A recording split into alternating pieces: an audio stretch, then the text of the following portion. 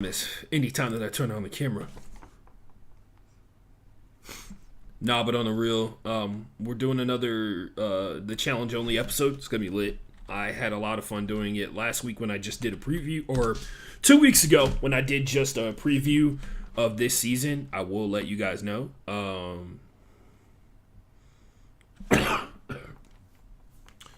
Hold on a second.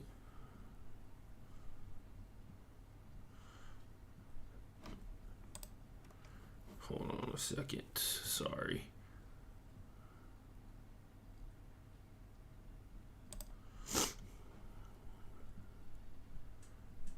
Oh, that sucks. Well, never mind. I saw somebody talking some stuff about Brittany Griner. Uh,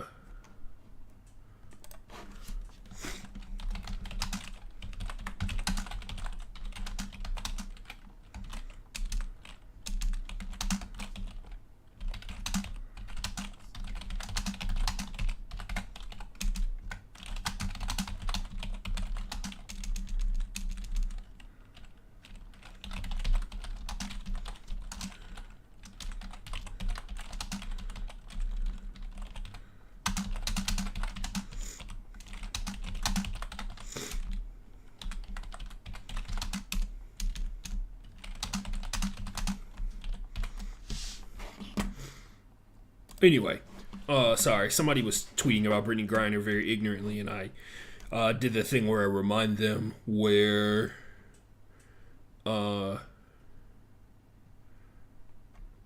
Samuel needs to shut up. Anyway, man, it's just so hard when you see like legendary athletes like Asante Samuel is very clearly trying to get into media and says like really inflammatory type shit. If you go watch his interview on I Am Athlete, he reveals that like he may or may not be a bad father. He thinks that he did everything to set Asante Samuel Jr. up for success, and I think he's pretty open and honest about his relationship with his son, like and how it's not great or where he wants it to be, and that is a byproduct of his obsession with getting his kid to excel, which is really funny because he describes a situation where like he's rich, he has like daughters, and he talks about how if his daughter didn't want to go participate in the sport that he wanted her to participate in because he feels like it was a waste of their genes or something like that, he like would take her technology stuff and like break it. He said he like threw her stuff off the roof one time because that's what a parent does. Then again, I'm broke. He's rich. He's got kids. I don't. What can I really say? You know what I mean? Let's see. Sorry, we're doing social media stuff. We're not talking about regular sports. We're talking about my fifth favorite sport in America here in a second. As soon as we get the podcast up, we're trying to get social media stuff done, which means I need to open the Twitch dashboard, Twitch creator dashboard. And it also means I need to open YouTube here in a second to see. Got a new follower, by the way. Shout out. Stream manager. Guys, we're only one requirement away from getting to the point where we are affiliate for Twitch. Be lit. Hopefully we can get that with the challenge podcast because the first episode, I don't get a ton of views as it is in general, but it got 15 views, so it was pretty dope. It was the first episode and it wasn't really well put together. I'm not even gonna lie to you. So yeah, that was pretty dope. I felt pretty good about that. It made me feel good, I guess I'll say that. Let me hit up Twitch real quick. Get the link. Got to get that link, baby. As soon as you guys know the deal. Oh, got to check for audio, by the way. That would probably be a smart idea, too. As soon as you guys know the deal. All right, there we go. Audio on Twitch confirmed. Double chin action confirmed. Yeah, man. I'll talk about this more when we start the official podcast or whatever, but last week was something, guys. Last week was something for your boy. Twitch.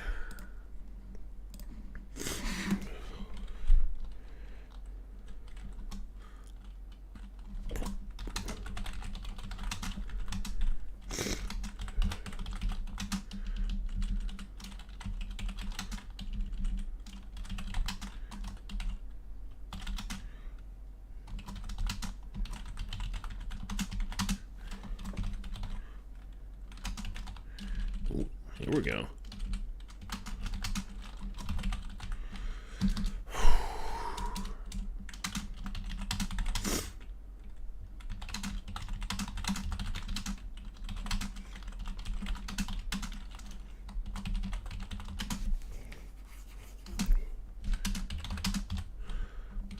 Episode 3 drops tomorrow. It's gonna be fucking lit.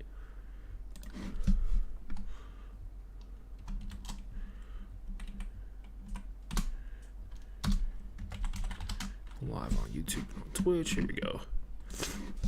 Alright, let's go. Twitch. One day my nose will not be running. Today's not that day. Alright, so we did that. Let's hit up YouTube real quick. Got somebody watching. What's up? Read the Chiron. Yeah, we use that word. This will probably be the last time. I typed in the Challenge Ride or Die podcast on YouTube, and my thing was like the third thing that came up. So it may be because I'm subscribed to myself on my other account. So there's that. Let's see.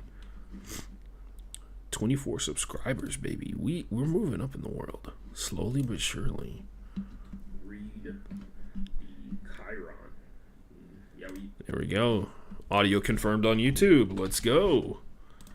One day I won't have to actually go to the physical websites to confirm that, but as of today, that's what we're doing, baby. That's how we're gonna get it done. Ooh, hold on. Ooh, hold on. Control V. There we go.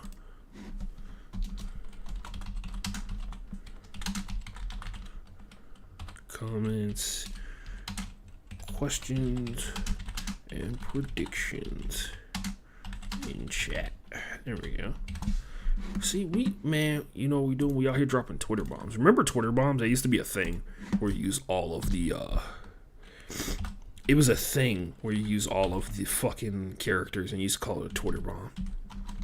Don't ask. Don't ask why that was important to people.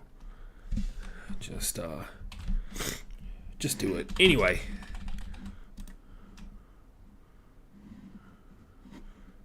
Tweet.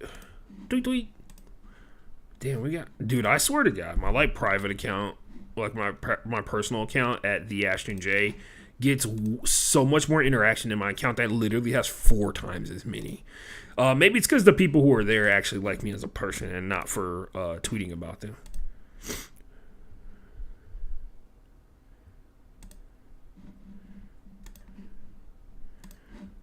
Yeah, man, it's interesting. Here we go.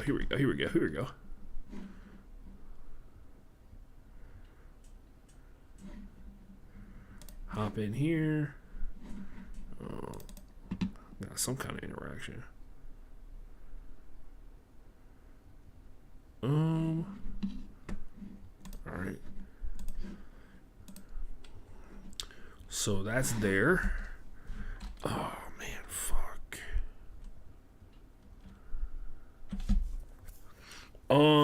Facebook. I'm not doing Instagram, even though I probably should. The show's not long enough for Instagram to populate my shit. It takes like an hour for me to get over 200 people to look at my Instagram story. And to be honest with you, those people probably aren't looking at my story in full. Let's see. Your boy was fucking dead on Saturday. I had my first practice since I had the flu. Oh my God. Has it really been 20 minutes? No, it's been 9 minutes. It's like there's no way that I've lost track of time that drastically. Anyway, yeah, it's time. It's time, guys. It's time. Don't worry. There we go. All right. Sound check. Oh, man. I got to copy and paste one more thing, guys. I'm sorry. I always forget that I have to copy and paste shit into my into my podcast title sequence thing. So to like name the podcast, I have to do it's all separately instead of being all in one place. But you know, one day you'll learn. Oh no.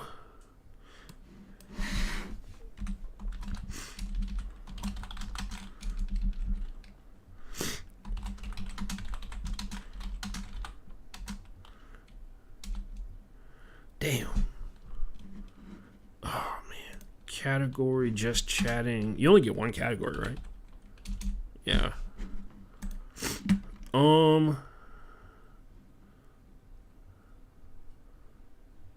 Yeah, we'll do that. I don't really give a shit. I need the description. What to do, whatever, whoever just hopped in. What's up? We're going to get the show started here in a second. We got everything broken down. We got a new top 5. We got a new bottom 5. Don't forget when I show the top 5, I have to change it on the stream. I don't have a smooth way to do that, but we're going to figure it out. Going to go to, by the way, we're streaming on YouTube and on Twitch simultaneously. So hop in there, do whatever you do. Whatever is more convenient for you, which is what I'm here for. I'm here to provide cool shit. There we go. All right. We are T-minus like a couple of minutes away. Damn, dude. T-minus a couple minutes away. See, this whole like setting.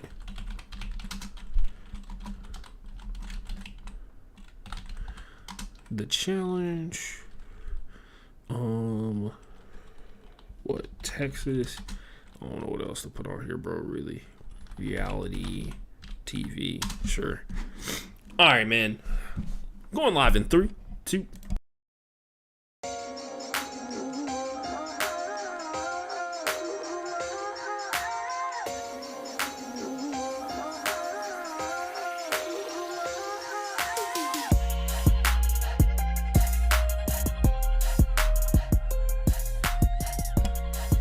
What up? We back at it. Not like a crack addict. I'm not that dedicated. Anyway, it's been 1 week too long since I did this show. This is the challenge only episode. I guess it's like a branch off of the Broke Boy Sports Podcast because this is my 5th favorite sport. If you guys are not aware, there's a TV show on MTV that has been running for 38 seasons. Really, it's over 38 seasons because they have a bunch of spinoffs. They have the Challenge USA, they have the Challenge All-Stars, which is on the Peacock Network and stuff like that. But this is hands down one of my favorite TV shows, and it is a reality TV show that also involves like a ton of athleticism and performance and social skill and all kinds of drama that goes along with it. If you're not familiar with the Challenge, feel free to watch it. The newest season just started. Last week was episode 1. Last week was episode 2. The week before that was on episode 1. If you have cable already, you can just go to the MTV website, and when you log in, you can watch the episodes. You can watch it with ads, or if you know illegal means for watching TV, the Challenge is so popular they usually upload them on illegal websites. So I'll be doing that, but before we get started, I just wanted to say I'm going to do this before because when we do the NFL only episode for the Broke Boy Sports Podcast, I'm going to explain it then. And then when we do the regular show finally on Friday, it feels like it's been like a month since I've done the regular Friday show, but we're going to do it this week because, you know, your boy is not in a bad spot necessarily, but transitioning to another job. So a job that's going to pay more and doesn't require me to be in my car constantly. Anyway, I had the flu last week, like literally still coughing up phlegm as of a couple hours ago. So it's been a ride. I legit was out of commission. I played in a tournament on Saturday in Huntsville, and that was, of course, the reason I didn't do the show on Friday like I normally do. Anytime there's a Quidditch tournament, I usually don't do it the day before because Quidditch tournaments, you get caught up in so much bullshit. Honestly, if you were prepared, if you're a well-prepared adult, it wouldn't happen, but, you know, I'm me. So, that being said, I had a lot of stuff going on, and I played in the tournament. We competed. We got second place. Really upset about that. But then I felt like crazy sick. Energy level went off a fucking cliff. Thought it was because I was tired from the tournament. Got to my girlfriend's place, and then I did not leave my girlfriend's place for an entire week because I was sick. It was that bad. Like it was like couldn't move around. Couldn't if I had a job that required me to move around, I wasn't going to be able to do it consistently. And I was essentially asleep for 2 days. I was like unconscious literally for 2 days because the energy levels I had were so low. Been dehydrated for like an entire week. It sucks. I drink a ton of water all the time, but I just couldn't find the energy to drink water. Wasn't eating consistently enough. Got sick. Had a fever constantly for about 8 days kind of deal. Tested for COVID multiple times. That turned out to not be the case, obviously, because the flu still exists and the cold still exists, despite what other people will tell you. Anyway, that being said, I was sick. Got better, but in the course of being sick, I basically didn't do anything for an entire week. Like, I got back to my house for the first time in a week on Friday, and I contemplated trying to figure out how to, I was like, oh man, you know what I'm going to do? I'm going to do all 3 podcasts in one day. And then I realized I still was pretty sick for a person who was going to try and do those podcasts all in one day, and I couldn't speak coherently. I was having trouble like talking without my throat cracking up and stuff like that. It felt dehydrated and dried out because I've been coughing a bunch, and I was coughing enough to the point where, you know, my throat was raw. I could feel like how how much my muscles in my neck and my back were getting worked, and every time I coughed, it hurt. And it was one of those situations. I've had that happen before. I've had a lot of respiratory issues throughout my entire life. But I had the flu last week, and your boy could not do any form of social media. I legitimately woke up like 30 minutes, or I woke up and did a podcast with the flu.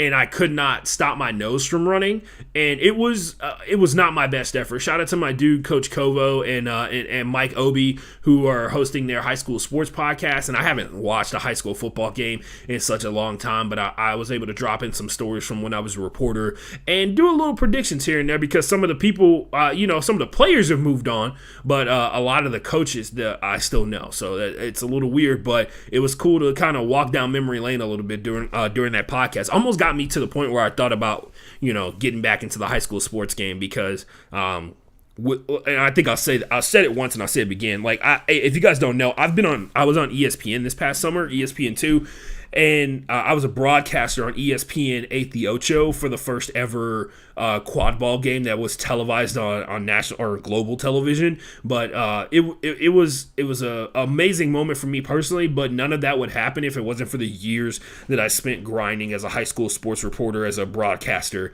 and as a radio host, honestly. So it put me leagues ahead of a lot of other people who were in contention for the same role or for the same spot. The league chose me. I don't know why that was necessarily the case, but I appreciated it a bunch because it was a huge moment for me personally. It was a huge moment for me personally because I honestly enjoyed it a bunch, man. I really did, and I still can't get over it. I will say this. I got over it mentally, like in the moment, very quickly, because I went from being like on ESPN2 for like an hour or like a couple of hours to like back to real life. So, and a lot of people thought I was going to get a call from ESPN to become a real broadcaster, and that's just not the case. That's not how that works. But I appreciate people thinking that I had the skill and talent to be able to do such a thing. But nonetheless, that didn't happen for me. I'm back to having to live my everyday life and try and figure it out how to be successful, like overall. But that being said, I was sick for like an entire week and it fucking sucked.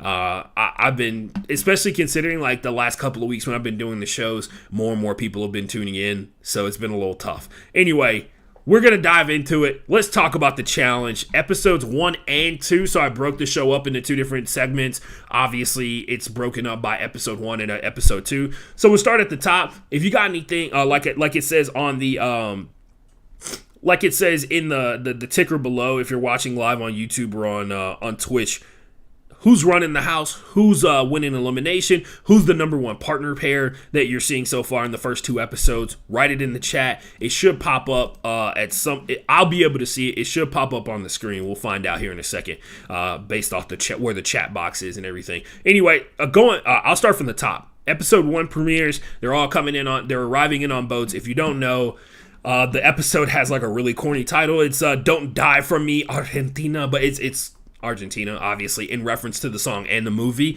Don't Cry For Me, Argentina. So Don't Die For Me, obviously, a reference to the ride or die stuff. The puns are back in full force. Overall show notes, the show visuals, this season seems to be kind of inspired by Miami Vice in particular, because of the way, as you can see, this background is one of the promo photos. If you're watching on Twitch, it's one of the promo photos with like everybody's picture on it and stuff like that, embossed behind this purple and blue kind of 80s type city.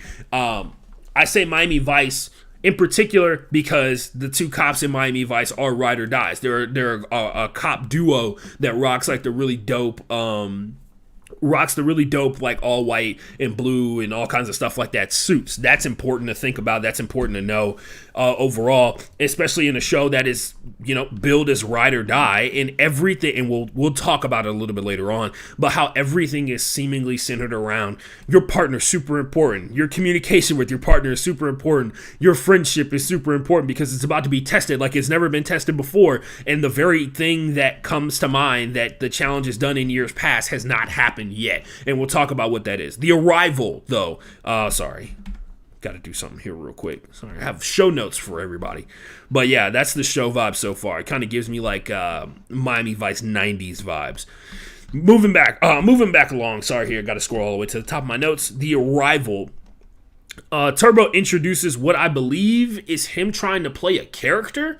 I don't know who got into his head. A lot of people speculate he's just gotten, like his ego's just grown exponentially out of control because of the couple of action movies that he was in back home, which is a reasonable thing and understandable as well. But there was some aspect of it that was the old Turbo from years past when he won the challenge and everything like that. And there were some aspects of it where it was just like, this seems like a person who's being illogical. And whether it is a person who's trying to impose their will upon other people by refusing to move or refusing to talk or refusing to have conversations, it seemed like Turbo kind of understood how like the entertainment thing went. And I don't know, somebody talked to him. Maybe it was Tamara who said something to him about how he's kind of like, make some noise, make some, even though really Turbo was so hyped in his return, he could have come back and been the exact same competitor he was all those years ago when he won, I believe it was Invasions or whatever, and people would have loved it because Turbo was a really good the funny part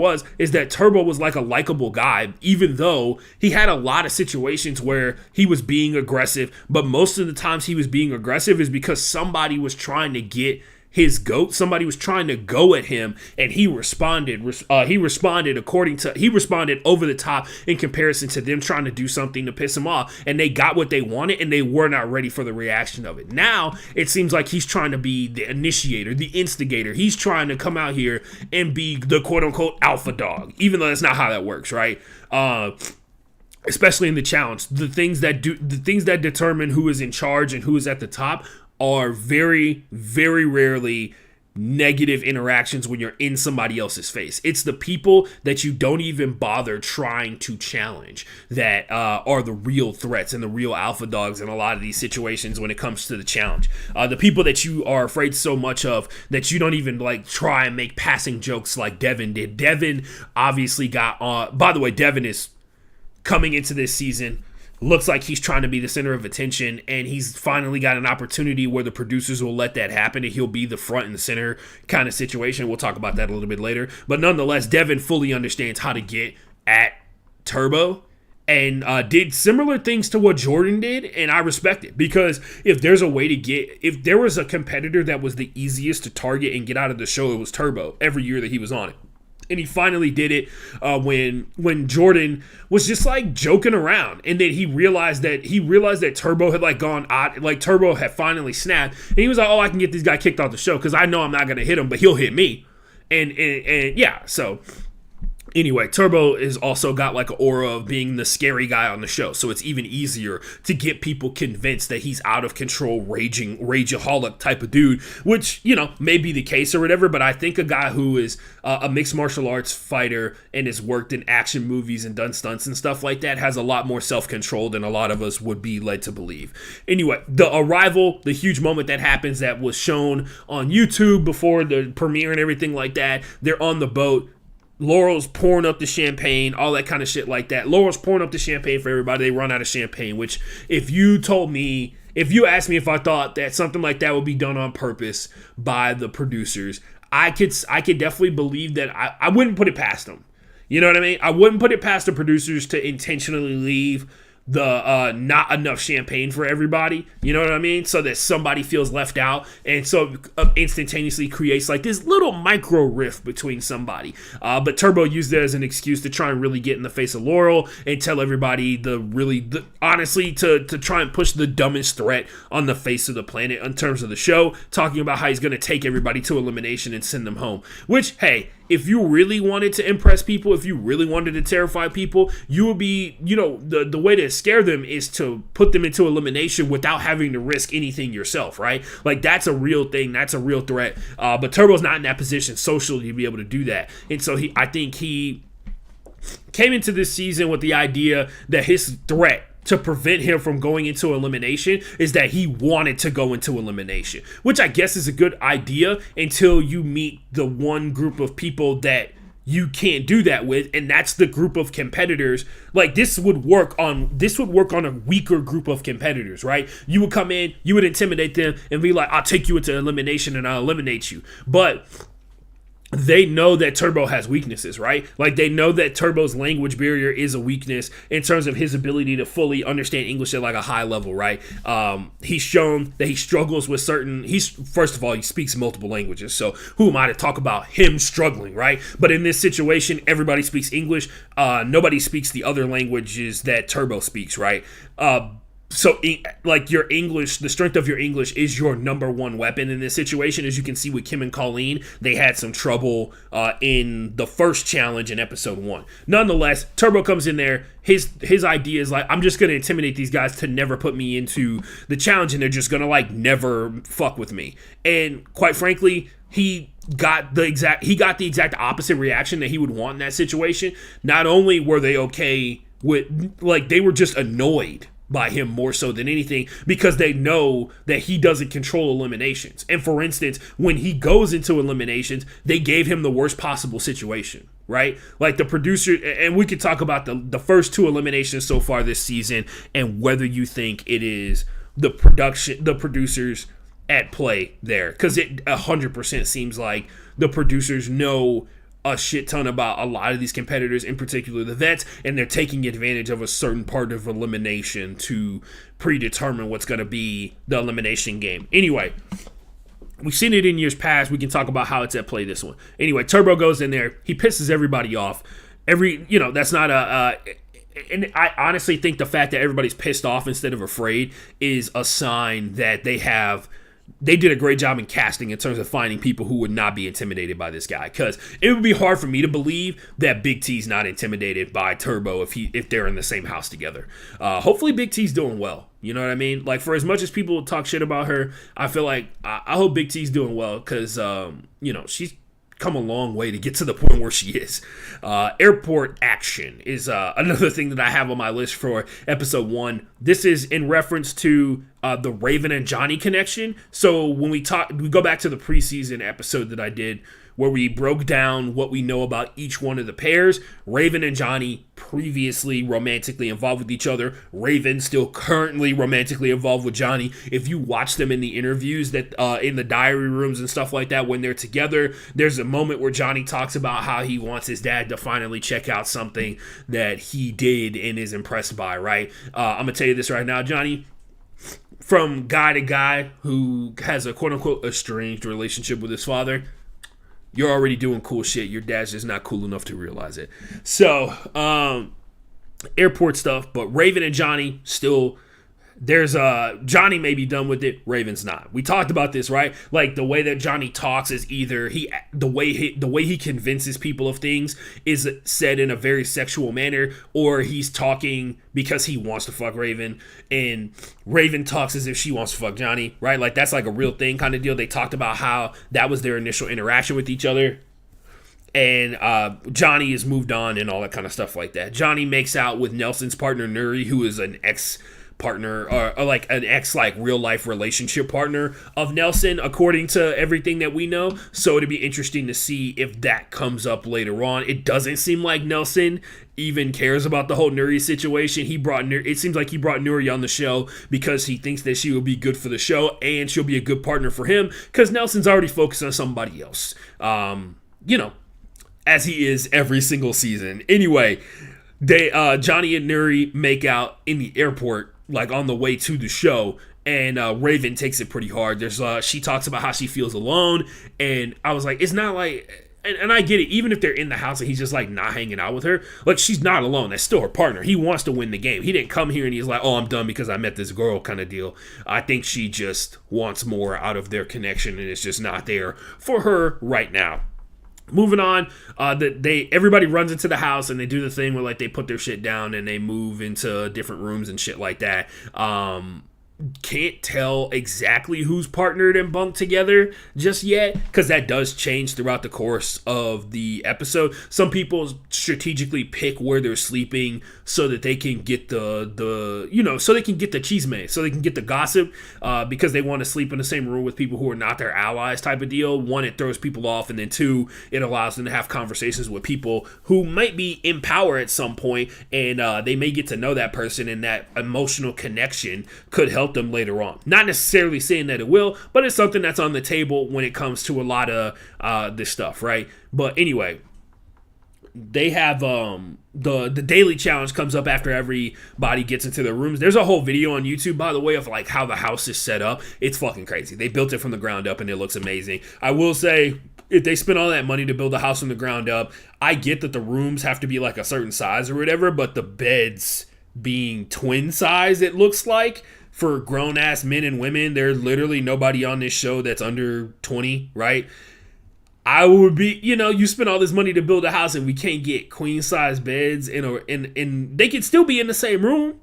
They just they could be queen-size bunk beds. They could be queen-size beds sitting next to each other with no space in between them, like we saw with Johnny and Devin. I just thought it was a little... That's tough. That's a tough sell for me. I'm sure that's a part of the psychological game that goes into it, like we saw with Total Madness, where the competitors being underground actually affected their mental state throughout the course of the game. Being underground and only being brought above ground to compete and stuff like that. Even the gym was underground. Anyway, Johnny makes out with Nelson's partner. Raven takes it pretty hard. The daily challenge pops up, and they start off by talking about how Casey, the reigning challenge champ, along with CT, who has not appeared on this show yet, and as far as I know is not going to appear on this season, Casey and Kenny are pulled because they don't say why on the show, but it's because they both had COVID. And that triggers the arrival of Nam and Emmy. Nam and Emmy are the two other German competitors that I mentioned, along with Kim and Colleen. We'll see why here in a little bit later on, but the German alliance that I dreamed of does not come to fruition. But Nam and Emmy, we find out, are the only connection they have is that they're both German, and we'll talk about that a little bit later.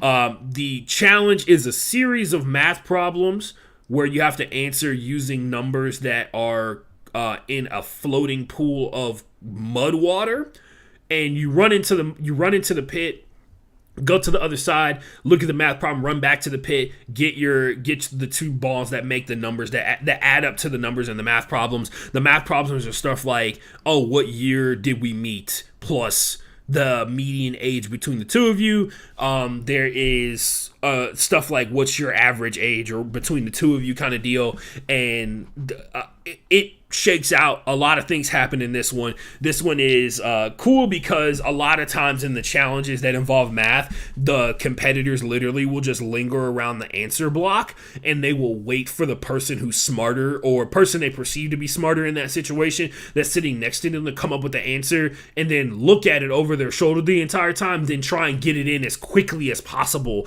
and knock over their pedestal, and then go over and solve it. Everybody has unique answers to the math problem because it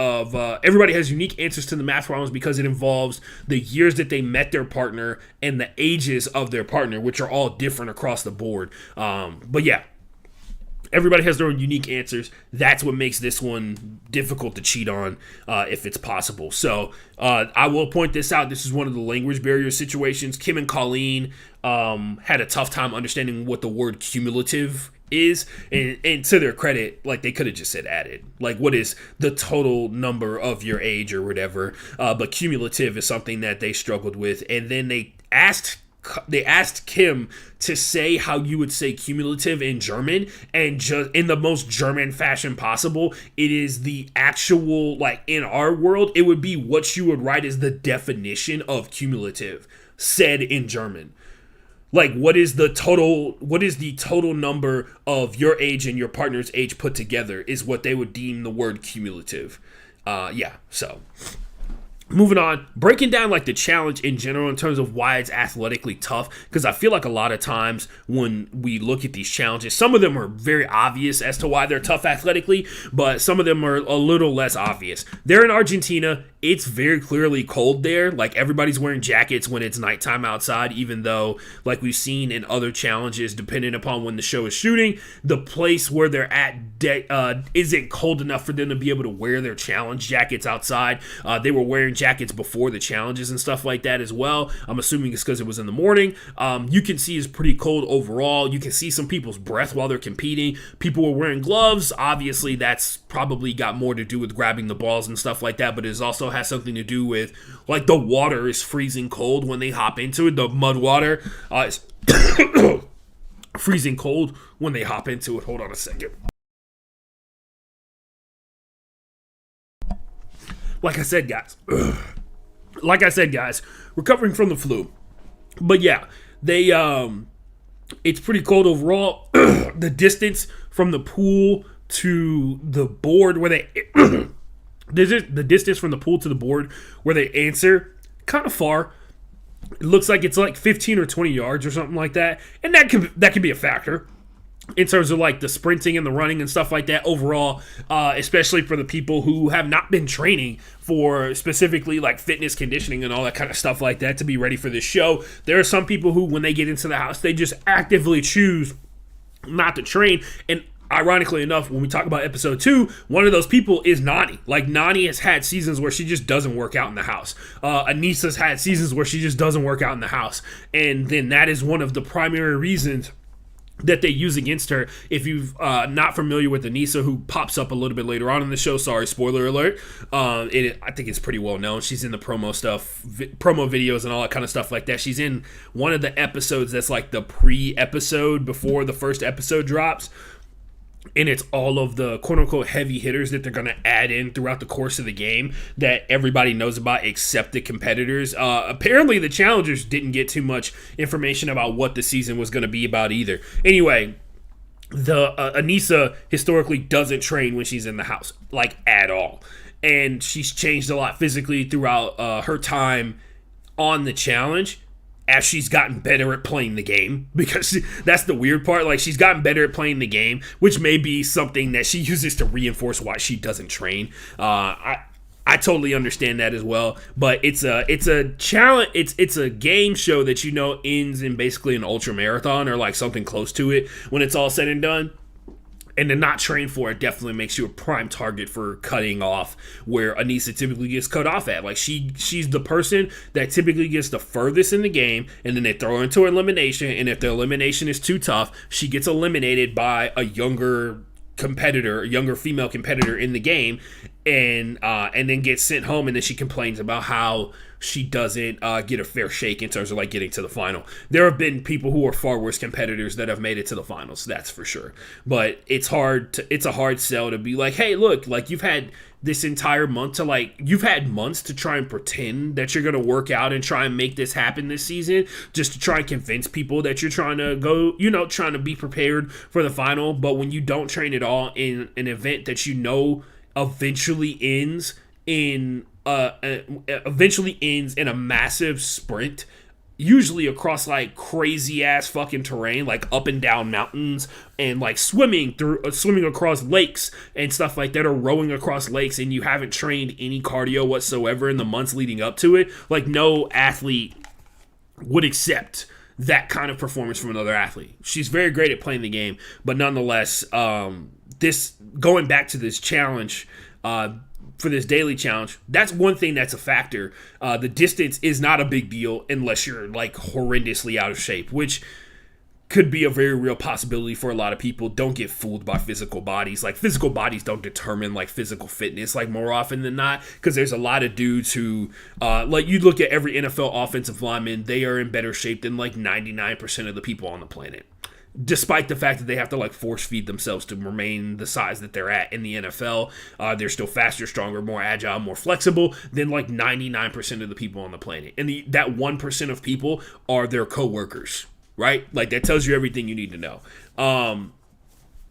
The distance is something that makes the heart rate skyrocket. Like, running back and forth the short distance like that is hit cardio, and it makes people make very easy blunders because your brain doesn't think very well when everything has to work in overdrive, aka what happened to Nelson, who forgot his age apparently when he was doing the math. So yeah, the challenge was a good one. It was a very good beginner challenge to start off the season, because that one felt like everybody was in it except Kim and Colleen, who, if they had asked, if somebody was like really cool with them, they would have just leaned over and been like, they mean add your ages together, right? To like help them out a little bit, to possibly endear themselves to them. But yeah, that being said, the winner ends up being, in shocking fashion, the rookie pair that I had ranked in my bottom 5 overall before the season started. Because like I mentioned before, there's nothing more that reality TV shows like than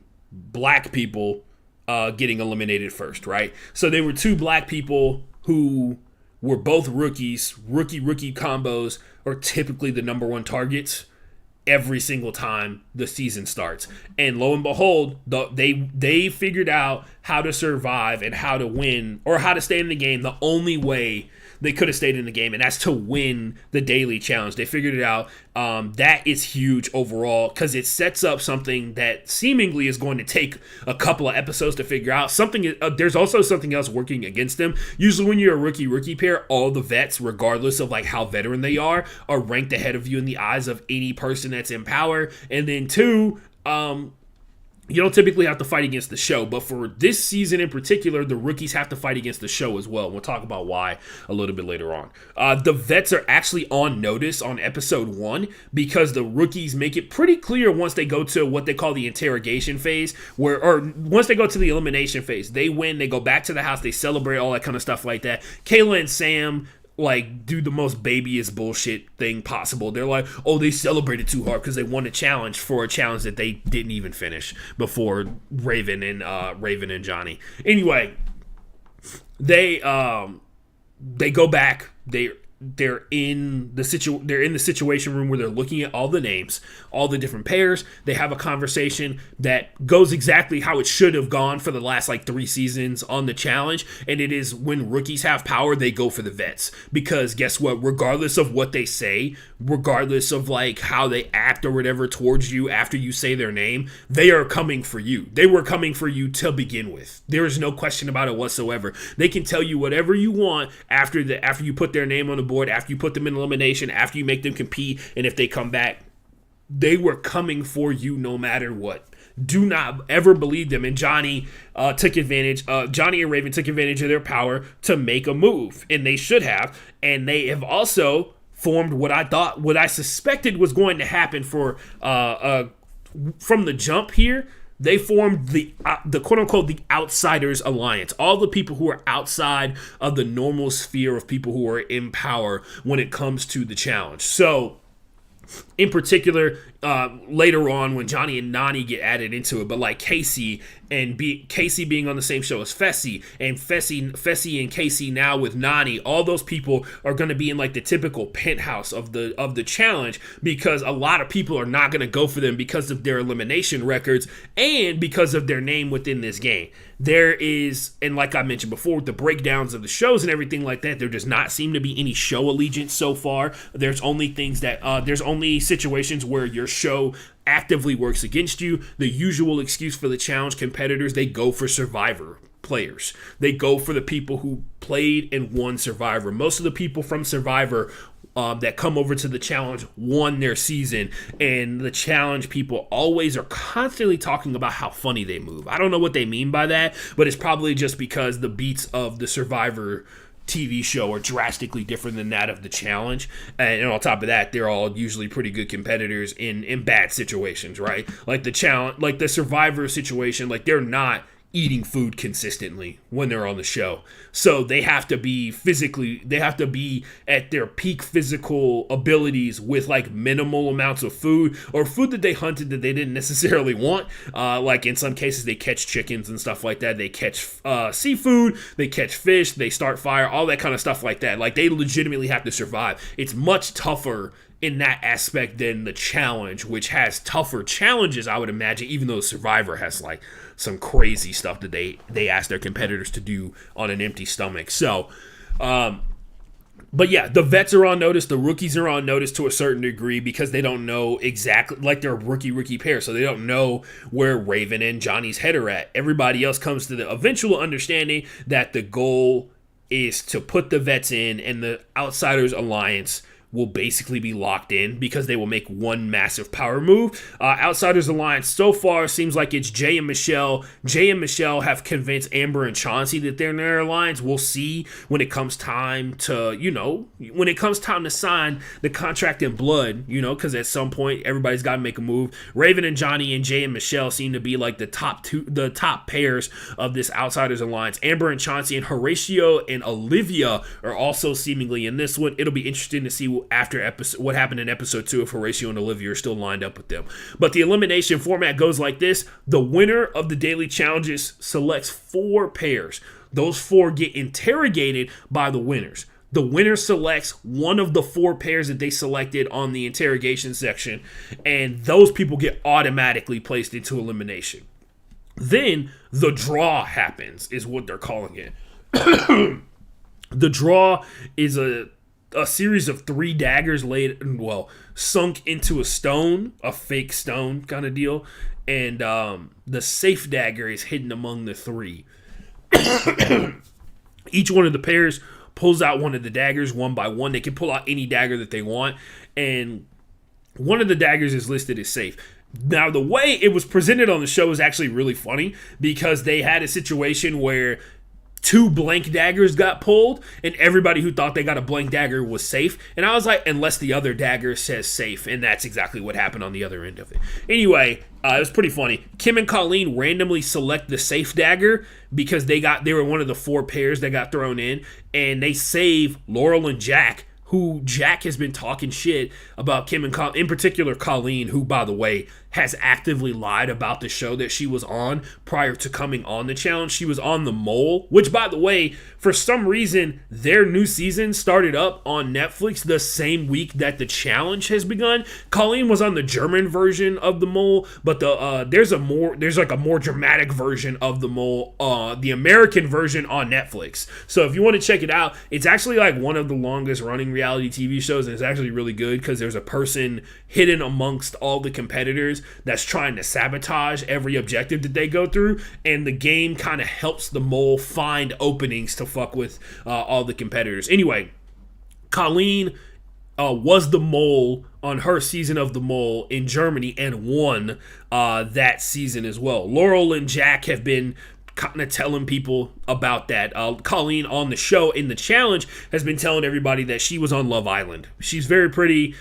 She's blonde haired. She's got big boobs, all that stuff like that. She looks like a person who can be on Love Island. She also has like a master's degree in psychology. So she has somehow come up with a calculated means to think that there's some advantage to people not knowing what show she was on. But Kim is apparently not on board for lying. But Kim also won a love reality show. So in terms of like his social game, we'll see how that goes. Kim and Colleen get mentioned in both of the both winners' interrogation situations where they're thinking about which pairs to put up. Kim and Colleen only go up for the draw one time out of the 2 so far. They are very clearly on people's radar in terms of just a name to throw into elimination. That's easy to say because there's no consequences from anybody else in the house. So it's only a matter of time before they get sucked into an elimination and they can't win. They haven't performed well in challenge number 1 or number 2. Tori and Devin. So this is what it shakes out to. So Kim, Colleen, Laurel and Jack, Tori and Devin, Kayla and Sam are all four of the pairs that get named. The one that is selected, the pair that's selected by Johnny and Raven, and they make it very clear they're doing this because they're trying to make a big move. They pick Kayla and Sam. Even though they had Tori and Devin on the block, they understand the ramifications of picking Tori and Devin because they know that there'll be backlash, a ton of like immediate backlash from multiple people in the house when they pick Tori and Devin, who are probably the most seasoned vets in terms of competition. Both of them have gone to the final multiple times now, and they are the biggest. Up until some recent developments, they were the biggest threat in terms of like going back to the final. Kayla and Sam, on the other hand, Sam is Kayla's husband. He doesn't have any connections to the people in the house. Kayla's cool with a bunch of the other vets and stuff like that, but nonetheless, Kayla and Sam, there's going to be very little backlash in eliminating Kayla and Sam. Yes, Kayla is a vet of the show and has been on there multiple times, but it's not like she has a bunch of the people that she's been on there with previous seasons with, right? So she is kind of like a vet, but she doesn't. The only thing protecting her is that she's a vet. And if you're a person who doesn't care about how long you've been on the show, then that doesn't matter, right? Kayla and Sam have no ramifications for elimination. They get selected, and there's like a fingers crossed situation that, Tori and Devin are the people that end up in elimination. They win. Kim and Colleen select the safe dagger randomly, and then they select Laurel and Jack to protect, which apparently, according to Jack, even though Jack has made it kind of clear that just because people do nice things for him, he is not endeared to them or whatever. Kim and Colleen seem like they picked Laurel and Jack because Jack is a rookie, as opposed to Tori and Devin and Kayla and Sam, even though Sam is a rookie too. They mentioned before they selected Laurel and Jack that they were looking out for the other rookies too. So we'll see how that goes.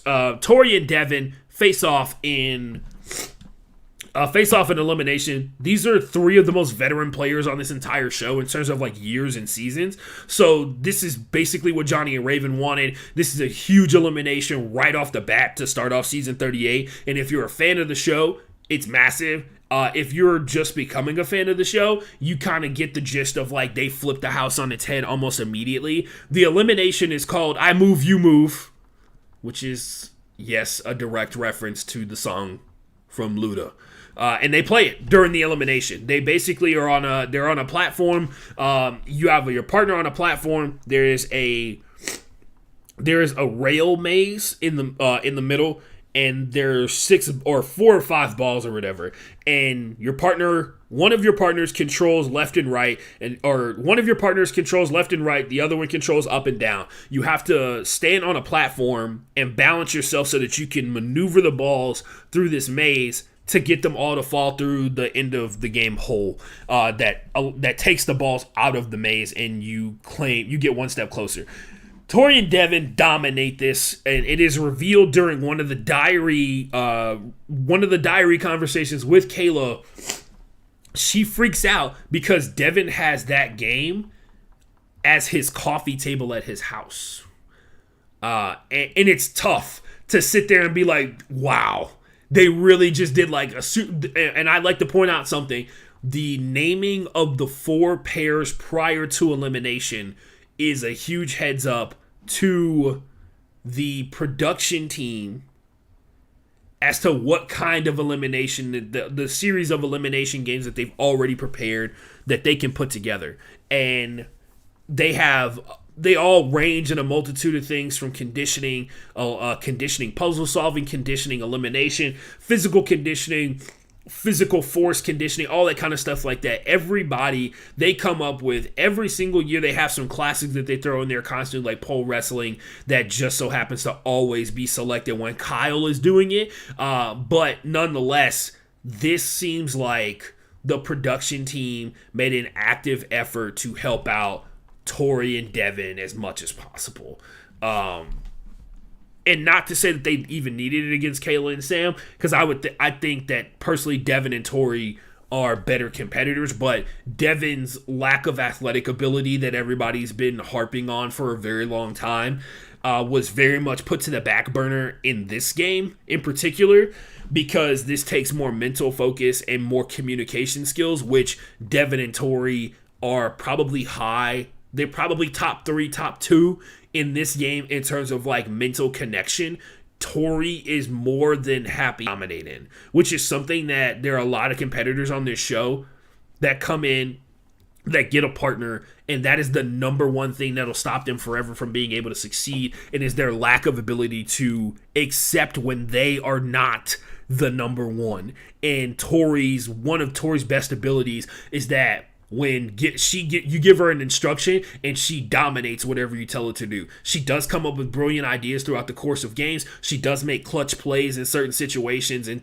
in particular, like when it comes to physical stuff, because she's one of the fastest and strongest girls every single season, and she's a better athlete than some of the guys who are on the show as well. But her ability to be like, cool, I'm just gonna let this person, who I believe right now is better suited for winning this situation, win this situation for us. Like, I don't have this need to be the person that led us to victory. I have the need to win, right? Which is, of course, how she sticks around so long and why she's one of the most desired partners in the entire game. They get bodied. Kayla and Sam get bodied in this one. They get eliminated. It doesn't seem like there's a redemption house, especially considering they keep rotating new people in. And speaking of rotating new people in, the end of episode 1 becomes the reveal for what we all were expecting, Banani to show up for the first time. And it is Johnny Bananas and Nani who show up out of the darkness of the Argentinian desert kind of deal, with their hoods up and everything like that. Everybody's kind of wondering what's going on. TJ keeps introducing it as he's feeling really friendly every time he introduces a new pair into the show. This is the one element of the show that is really tough for me personally, because I want the rookies to win.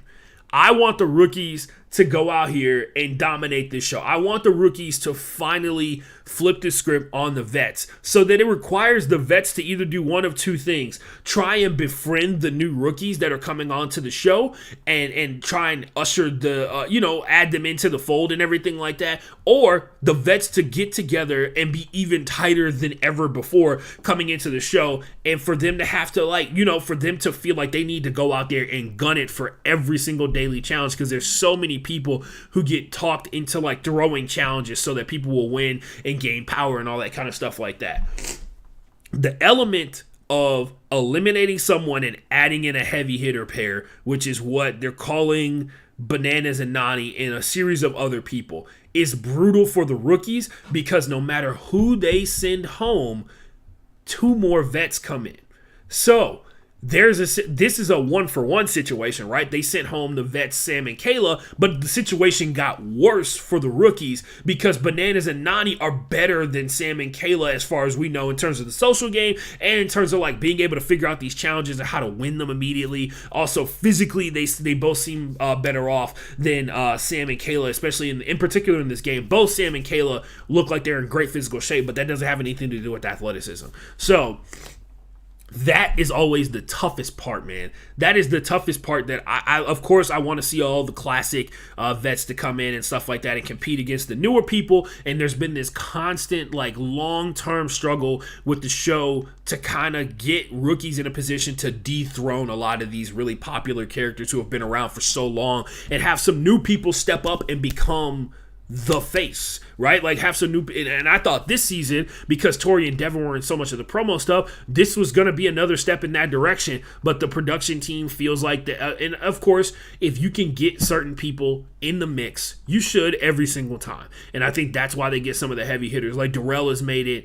Darrell's going to come up a little bit later on in the show, and he has been a part of all 3, or he hasn't been a part of the Challenge USA, he's been on All-Stars, like both seasons of All-Stars, I think. And that's massive. Like, that's important for the show and for the branding of the show, because Darrell is one of the greatest players in the history of the game. So that's the only downside of the heavy hitters for me, because it almost seems like no matter what the rookies do, the rookies have to come out here and basically play a perfect game, which we find out in episode 2 they do not. They have to come out here and play a perfect game, and their alliance has to be as tight as the veteran alliances from the jump, regardless of whether or not you think the rookies are strong enough to do it, because they're either going to come hunting for all of you, or you got to get in a position to be able to get the power to take them all out, and you can't do it by yourself. You can't bank on the same 2 people to win 4 consecutive daily challenges while they rotate in all these new vets and take out other vets that are already in the game. So, that being said, it just really sucks overall for the rookies who are trying to make a name for themselves, because it looks like they're fighting like a fruitless battle, because there's multiple other pairs of veterans that are coming into this game that have not been revealed yet. And when I talk about reveal, it's time to reveal some stuff about the bottom 5 and the top 5. So I'm gonna take a quick hydration break and blow my nose and all that kind of jazz like that. You're gonna listen to a really dope song by Christina Gukis called Can You See It? And that's for the next 3 minutes and 13 seconds. And I'm going to put on the hydration break slide, and we're just going to chill out. We're just going to vibe out for a little bit here. You know what I mean? We're going to vibe out. I'm going to take advantage of this time to get ready for the second half of the show, where we talk about episode 2. I revealed the bottom 5 and the top 5 pairings rankings, and we live a better life. We live an even better life on the other side of the break, right here on the Broke Boy Sports Podcast. Sorry, on the Challenge Notebook.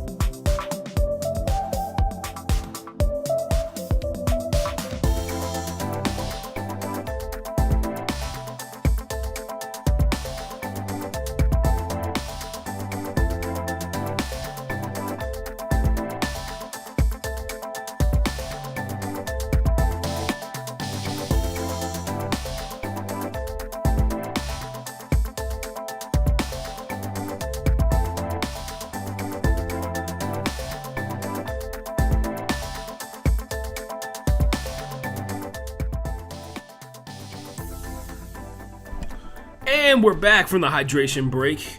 Appreciate you sticking with us.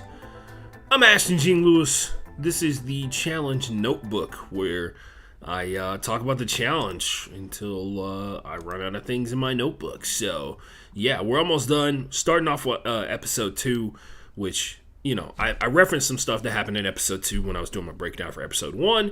That's totally fine because this is my show and this is my show, and I do the things that I want to do on my show. Let's talk about episode 2 here in terms of like the show breakdown. So we had a couple of things that went down. So let's talk about. Let me make sure I got it right. There we go. So the opening of episode 2, and this is a challenge classic. The opening is the end of the elimination period after they sent home Sam and Kayla.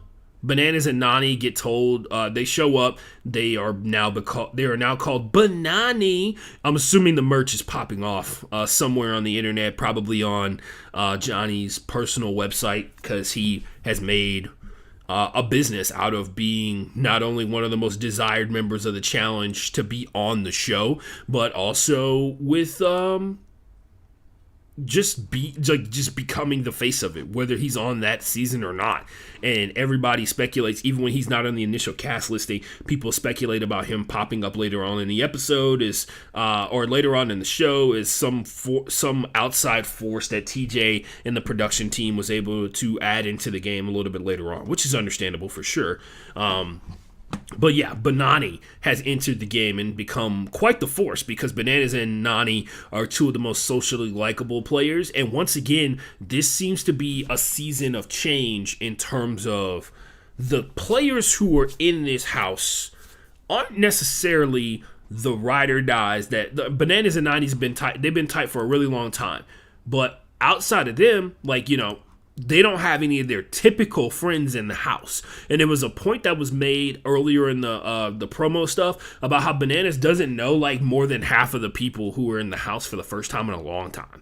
So he doesn't understand like their mental makeup. So it's going to be hard for him to kind of make a judgment as to whether or not he can trust what they have to say, right? Because he doesn't have a history with them, which has always been his advantage because he's been on the show for so long. He's got a history with everyone in some way, shape, or form because either there have been people who have tried to come for the king, or there are people who have tried to align themselves with him, and he only allows certain people within a certain range, right? Like Leroy is one of the people that's always going to be super tight with Bananas because of his loyalty to him, even to his own fault. Where like Leroy's never been in. Leroy got to one final and I think he came in like 3rd place or something like that. So that's pretty good. For after all those seasons where he gets eliminated randomly towards the end of it and all that kind of jazz like that. But they come into the game, they get back to the house, and they basically start hunting for information as quickly as possible. In particular, Nani does a really good job of talking to the ladies who are her friends in the house and all that kind of stuff like that. Because there's definitely, as soon as you realize Bananas and Nani are in the house, you're gunning to be connected to them, right? In some way, shape, or form, because in the back of your mind, you know that they can win literally any daily challenge, especially when they're partnered together, you know that they're going to be a strong duo. But yeah, that was one of the things that came up big time for sure. A lot of people spilled the beans on everything that happened in the house to Nani. Bananas is in the same room as Devin, and Devin hints that, hey, you know, he and I, at one point or another, did not have the best relationship. Many would call us rivals. I would not. I would not, Devin. I would not. And you should not either. But yeah, they're two guys who, and this goes back to my point that I made about episode 1, when you are the rookies, know that you are dealing with the vets, and the vets are vets first. The vets are vets before anything else, because that is the reason that two people who have historically never gotten along with each other are now the best of friends, because they understand that the rookies have the ability to have some kind of power, and with that power, they immediately started gunning for veterans, and they know that eventually, at some point, they're going to have to take those people out. They're not going to toe the line all the way to the end and become like little pawns to get thrown into elimination. They are actively going to be they're going to be the dominating force in the house. Yeah, and this is something that's going to happen with the heavy hitters a bunch. When they get back to the house, there's going to be a summary of everything that has gone on in the house, and it's going to be an opportunity for the production team to add stuff in that's getting told to other people. It'll be interesting to see if somebody tries to lie to the veterans or the heavy hitters that get added into the game about things that have happened to manipulate what they know, right? I don't know how, I know beforehand they knew who the entire cast list was, but I don't know how much they know about the house prior to actually entering the house. So that should be an interesting factor as well, because we've already seen some level of deception from one Colleen. Nani talks about the sudden death of her mother during her time where she was not on the show. I think Nani also has like one of the longest show attendance streaks. Like, she's been on the past 6 seasons, which is the most ever for any challenger. But her mother passed away suddenly, which I can't even imagine, bro. Like legit can't imagine. Overall, like, what the deal is and how to react to that. I love my mom to death, and just to, it's one thing when you see it coming, it's another thing where, like, you just get a phone call one day. It's got to fuck with you a lot. And there's a hard transition from Nani talking about her mother and crying about losing her mother. Bananas being very clear about, one, apparently the news has come out that, like, Nani was Bananas' first choice as a partner anyway, because there have been some people who are on this show that did not get their first choice. And we'll talk about one of those people a little bit later.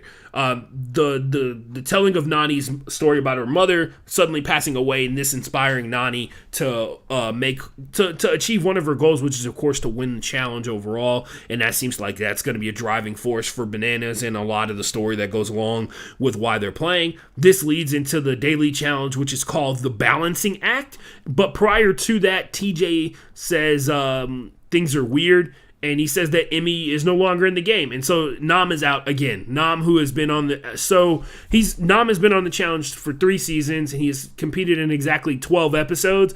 And all 12 of those episodes, he's competed in 14 episodes. 12 of those 14 episodes were in his first season ever. His second season, he got eliminated because he had COVID prior to the start of the show, but he was still on the show technically. They take him out for medical reasons. And then the third one, his partner quit. So he was making this joke about, like, third time's the charm, and he can't wait to be on the challenge and all that kind of stuff like that. It has now come out that a series of things, and I'll break them down real quick. But Emmy, his partner, she's been on, like, multiple reality TV shows. I think we broke it down during the preseason preview or whatever. She's been on, like, Big Brother and all that kind of stuff in Germany. She, prior to her entering the house, apparently was an alternate for Nam. She is also a person that is represented by the same talent agency that Nam is represented by, and that's why she was selected to be on this show kind of deal. She has a whole Instagram live that's on Twitter that you can check out, where she talks about how she didn't feel welcome by Nam because Nam, like, essentially ditched her to go talk to, like, the vets and the rookies and chat people up, which is what you do on the challenge to be able to make alliances so you can be able to stick around. So I don't know what this desire for people to be cool with their partner is, but all you gotta do is be cool to compete in the challenges or whatever. But anyway, she gets on the show, she doesn't know anybody, and she gets ditched by the one person that she's supposed to be partnered with, according to her, right? I have no reason to not believe Emmy, other than the fact that, like, everybody says that she's a drama queen and her goal is to cause as much drama as possible, which is why she was brought on the show. Like, let's be clear, she was doing her job. There's, like, rumors that Nam told her, like, was telling her to shut up every time she tried to start drama, which is understandable because Nam is essentially a rookie. Like, we talked about his situation where he's been on the show, people know him from the show and all that kind of stuff like that, but it doesn't seem like he hangs out with everybody. Even if he's in a group chat with all the challenge people, he lives in a country where the time zone is, like, basically flipped. Like, I think it's like a 12-hour difference between the States and Germany. So he has that situation going on. Nam travels a bunch, obviously, or whatever, for his fitness stuff. But nonetheless, it didn't seem like Nam necessarily was, like, in real tight with everybody on the show. And that's an important factor, and it seemed like he was trying to make up for some time by talking to everybody and all that kind of jazz like that. It was really funny because, Nam is supposed to be the quiet one, and he's the one who is busy, chatting it up, trying to be super social with it and everything like that, and trying to make sure that they don't get eliminated within the first, like, 3 episodes. Emmy doesn't like that. She also there's, I guess she like quit during the first challenge. They showed like a quick clip of her like having mud in her hands and in her hair and kind of like flicking the mud off. And I was like, does she know the mud is everywhere? You know, and they kind of made it seem like Emmy quit, which is what she's been officially listed as, which means she'll probably never be on the show again. She was an alternate to begin with, so that is a factor as well. And this is a prime example of the pairs being, like, not pre-selected, but the pairs being, this is a prime example of the pairs, like, not being true ride or dies in certain situations. And I think there's like I'll talk about this a little bit later. I think there's a specific reason why everybody's not getting, or like why certain people don't have people who are super tight to them. I think there's like a specific reason on the show. But anyway, the challenge is the balancing act. If you didn't get a chance to see the episode, you start off on a platform, you jump into water in a lake, like not open water, but like in like a little cove kind of deal. It seems like the water's pretty deep. You swim to a rope ladder that seems to be relatively like 25 yards away or something like that. You swim to the rope ladder. The rope ladder is like a real rope ladder, so you have to use your upper body to pull yourself up. It doesn't really have like too much resistance, and that's part of the point of it, right? Like the point of it is to make it as difficult as possible, so you're not just like, oh, I'm getting on a ladder and using my legs to get to the top. You have to use your upper body to kind of pull yourself up, and then use your legs to just push yourself a little bit higher up the rungs and all that kind of stuff like that. You get on top of a shipping container that's suspended above the water. You run up to a rope. You're supposed to grab the rope and jump onto a platform that is unbalanced. And it seems like the platform shifts based off of the tension that you put on the ropes and the location of people's body weight on it. And the objective is to get there's a little meter at the midpoint of the platform that moves back and forth, and your objective is to perfectly balance it out, which is like this little range on a meter. And it seems like it's relatively simple to do if you can get onto the platform, which proved to be very difficult for pretty much everybody except 4 people. Horatio and Olivia are the first people to do this challenge. Horatio, like we mentioned before, comes from an all-athlete obstacle course show where like every athlete, the whole selling point was everybody was a pro athlete, because Horatio is a semi-pro soccer player in like El Paso or something like that. Anyway, he goes in there, he runs off the platform, jumps like half the distance you have to swim to the rope ladder, gets up the rope ladder, and the impressive thing that they use is like the huge highlight film, and it impresses TJ as well. He runs from the end of the shipping container right towards the rope. He jumps crazy high up the rope, swings super far, and the rope barely moves, and Horatio lands on the platform, basically off the strength of the jump in his legs. From one location to another. He gets all the way to the other side, lowers the platform so that Olivia can get on it and they can finish the challenge. Olivia takes a little bit longer. Not everybody, like, once again, the rope ladder thing is like a real challenge, and I feel like it's heavily underrated for some people, especially if you don't understand like how to get up it, staying close to it physically, getting your chest as close to it as possible kind of deal. Some people were like pushing off with their legs and they couldn't move up it because their legs were in such a bad position. People who are in really good shape, right? They get to the top. Olivia makes the jump. She makes it over. They balance it out, and they blow the horn. And then after that, they proceed to show one of the best montages. The best thing that possibly could have happened in this situation was a couple of people actually pass the challenge, and it comes down to like time.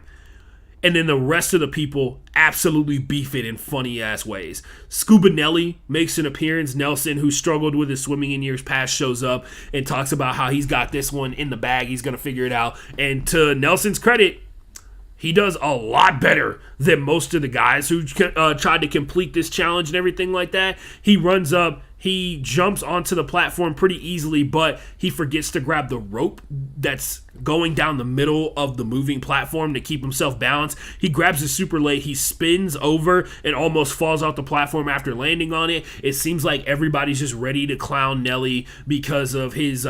they keep bringing it up, by the way. His daily challenge streak. If you guys don't know, it's up to 52. Nelson has lost 52 consecutive daily challenges, so like the ones that are on each individual episode, not involving the final.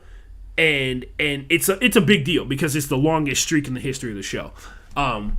Maybe it gets broken this season. We'll see. Or not. Like, honestly, he gets to 60. It'll be truly amazing, and I'm pretty sure the show will give him a trophy because it'll be hilarious. He'll stand alone and challenge history. But that happens. They do not complete it because Nuri falls almost instantaneously as she touches the rope. A lot of the issue for the lady side was there wasn't enough explosive power because the rope is just hanging basically perfectly down the middle between the container and the platform that's moving. Most people were getting their male counterparts to the platform first, and then their counterparts were like lowering the platform to its lowest point so that their female partners who are shorter can jump from the container, grab the rope, and stay on it without having to like swing up and grab the rope kind of deal, swing and get their legs above a certain point. But a lot of them really struggled to generate enough power to get across at all. Some situations it was the guys. Jack for Laurel's partner Jack. Laurel got to the platform first, I believe, and then Jack swung on the rope and let go as the rope was swinging back towards the container. He landed on his heels and then flipped over into the water. It was pretty funny. So, Horatio and Olivia get on the radar almost instantaneously in this challenge. Olivia reveals that she has a fear of heights. Not great on this show. Turbo and Tamara join, like I said, the flurry of people who got DQ'd because they couldn't even get both of their partners on the panel. Turbo gets onto the platform and then tries to talk some shit, and then his foot slips and everybody laughs at him because he's like, look, I am action star, and then like falls down while he's trying to do it. So, like I said, by the way, almost forgot. Shout out to Jack, the MVP of this entire challenge. He did the most Wipeout / MXC style elimination, and I really appreciate that personally because MXC is one of the greatest reality TV shows ever. If you've never seen it, Wipeout is a show that stole its concept from MXC. Wipeout is a lot safer than MXC because they used to use like 2 inches of mud instead of water as the cushion for when competitors would get beat the fuck down. Casey and Kenny return at the end of this challenge. They're the last competitors to go, and TJ's kind of like, all right, let's get the last set of partners out there. Everybody's already gone. They're looking around. Casey and Kenny run around. Casey almost bang Nani like on camera in front of everybody.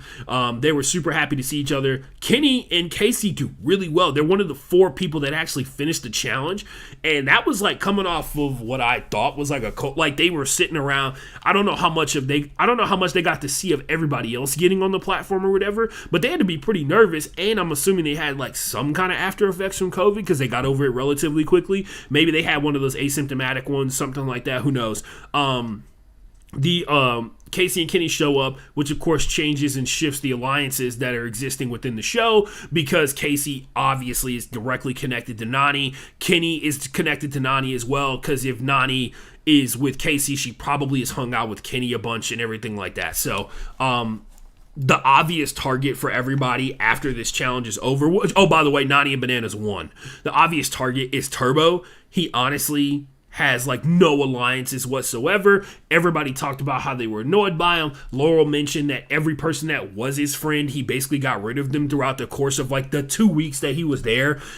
You can also tell the one person that's trying to help him because the one person that's trying to help him is Nani. They thought they were cool. She was coming to him and asking him, did he want to go into elimination? Because I will point this out, and I'll mention this when I was doing my rankings, the top 5 and the bottom 5, they're already run because they have to put 4 people on the board, right? They have to put up 4 pairs on the board, and those people are all eligible for elimination. And you never know what happens when you are put up to be in the elimination, especially since there's a part of it that is outside the control of even the winners of the elimination. You never know what's going to happen. So that being said, that's a huge point of emphasis in terms of like not being one of those 4 people, especially as the number of people that you can put on the board is slowly dwindling down because you can't put yourself up there. So there's 13 pairs right now. So you can't put yourself up there, right? You could, I guess you would. Most people wouldn't. And that's 12. And now you have to pick more than 25% of the people that are there, right? or more than a third of the people that are there, because. And then so if you're in like Bananas and Nani situation, if you have like 3 alliance members, that's 6 people. That's 3 pairs that you can't pick from out of the 12 plus you. So that's 4. So you take what is that? 4 minus 13. You have 11 pairs that you can pick from that are left, right? And there's no telling like where their other alliances and other people have talked to them about being a part of all of this, right? Being a part of them making a run. That's why it's like going to be tough for the Outsiders Alliance to continue at the rate that it is, because it's 4 pairs, so that's 8 people. It's 8 people, 4 pairs out of the 12. It's going to be tough for them to not push people who are in their alliance out into the cold, into elimination, which I'm assuming is going to get even worse because there's probably another twist coming, and it's not just the addition of the new heavy hitters. So, Turbo gets into a situation where Nani comes up to him and she's like, hey, are you okay with, do you want to go into elimination? Which is what Turbo's been saying the first 2 episodes of the show anyway, right? Like, he keeps talking about how he can't wait to take people to elimination and send them home. What he doesn't want to happen is that Nani and Turbo are having their conversation recorded on camera every time that they talk, which is the challenge. It's a reality TV show. Yes, every conversation you have is going to be recorded and put into the show. What Turbo doesn't want to happen is him being on camera saying he doesn't want to go into elimination, because then he thinks it makes him look like a coward, right? It makes him look, and to his credit, it makes him look like he a wuss. For a guy, like he looks like the big tough guy, all that kind of stuff like that. And then the second, like literally the second that elimination is open for him to take, for him to hop into and then go up against somebody and send them home, somebody who possibly been talking shit to him or whatever, he don't want to do it. Right? He don't want to do it. So it becomes even easier. He makes an active choice. He knows what he's doing. He makes an active choice. His whole goal becomes, I'm going to piss off Nani to the point where she puts me into elimination without me having to say that I want to be in elimination. It's very simple, very clever. It also is the number one reason why I think that everything that Turbo has done leading up to that situation was an act, a character to try and, drum up some support, all that kind of stuff like that. I'm not talking about support from people on Twitter. I'm talking about the support of the people who matter, like in casting and production and stuff like that, to bring him back. He gets put into elimination. Turbo refuses to say it, like I said before. They go to the elimination. The draw seems like the most underrated twist potential in the game that I feel like we're not talking about. The daggers seem to hint at something that allows betrayal later. What are daggers for? Stabbing people in the back. So right now, there's a dagger that says safe. Whoever draws that dagger gets to pick. And this is the funny part, because that's the perfect moment to be like, whoa, you're not picking anybody tonight. The other 2 daggers have to be selected. So there's a safe dagger, and then there's 2 other daggers that are blank. That leaves openings for obviously new things to be written on those daggers. Now, the question starts to become, when you're one of the 4 people who gets put down there, they pick their one person. You're the 3 people on the platform with the daggers. One of them says safe. Another one of those daggers gives you the ability to betray one person on the platform. Now, when you pull the betrayal is the situation, right? So if you pull the betrayal arc, whatever it's going to be, first, you're fucked. Because you don't know where the safe dagger is at, right? But if you pull it after the person is safe, then you can swap daggers with them and make sure you're safe. And the only reason you would want to swap daggers with somebody is because you want to guarantee your own safety, and you might potentially not take the person that you swap with, right? Now, do you get to swap completely? Because the dagger only gets pulled out by one person. Do you get to swap completely, or are you swapping partners?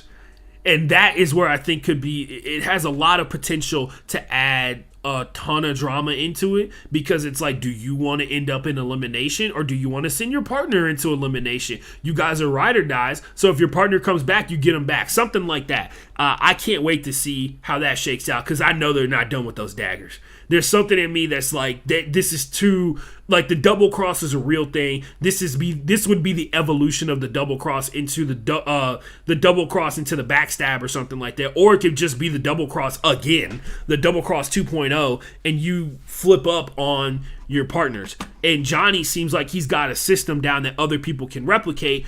He put an entire alliance into elimination. So he put Turbo and Tamara in there because they were mouthing off to, Nani put him in there because they were mouthing off to him, right? They refused to even talk to them during an interrogation. Turbo got up. He called Tamara like she was a dog to come back to the house or whatever because he's done talking to her because he's cool with going into elimination. They're already making up their mind, but the rest of their, Olivia and Horatio, Johnny and Raven, and Sam and Michelle, the 6 people that they trust the least in the house, that they all believe are working together based off the previous information that they have, right? And they're right. Like, all 6 of those people are working together, and they're banking on like the person that they send into elimination not to come back, and it takes out one of the rookie pairs. It takes out one of the survivor pairs that they're real squirrely about. Now that is 100% the challenge to a T. And it would also work really well if there's like some sort of betrayal down there, because if the person who gets betrayed comes back, they 100% won't be in the same alliance with that person. So now, yeah, like I said, it's the easiest twist that I can think of. The betrayal aspect would most likely be magnified and actually used with the fake ride or dies very effectively. So we talked about this before, where Emmy and Nam, obviously Emmy was not Nam's first pick, but her ending up on the show is important. 1, because she's going to draw people in. 2, because they're not necessarily attached to each other. So if they get an opportunity to switch partners with somebody, or like switch out one of the people who are on the platform except the winners, who are above them except the winners or whatever, because that would be another way you could do it too. Like, you pull the betrayal dagger, you get to swap one of the pairs that's already up except the winners and pull them down, and so the emphasis becomes on winning every single challenge no matter what. So like, throwing a challenge stops becoming a thing, because if you are just like out in the world and you know that there's going to be a betrayal dagger pull, you know for sure that you are potentially up for elimination every single night, regardless of whether you got selected or not, right?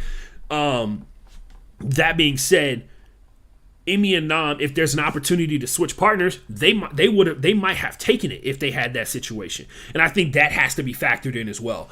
Like, that is important. That there's a perfect mix of like, we want people that you're close with, that are going to give us good reactions, that are going to know you very well, that are going to give us really cool moments in the challenge, because team chemistry is like vastly important in a lot of these partner situations, which is why when it comes close to the final, the men and women are so particular about who they end up lined up with, right? They're so particular about the people that they end up partnered with throughout the course of the final, because they know that your partner is the best link that you have to victory in some cases. A lot of these situations we've seen where Ashley has been the number 1 overall winner of the final by time because of what she was capable of doing, despite her partner getting to the final, the finish line before she did. She finished the challenges in enough time, and he just took timed out situations, right? That's a real thing. That the fake quote unquote ride or dies could be vastly important in terms of doing fucked up stuff, like breaking up. Like, obviously, if Kayla and Sam were still in the game, they would be one of the top targets that the production team would want, in terms of like, look, if we give you an opportunity to swap out partners, like, it would be so cool if you went for Kayla and Sam and you split up the married couple, right? If you're a girl, you're going to go for Bananas as a partner almost instantaneously.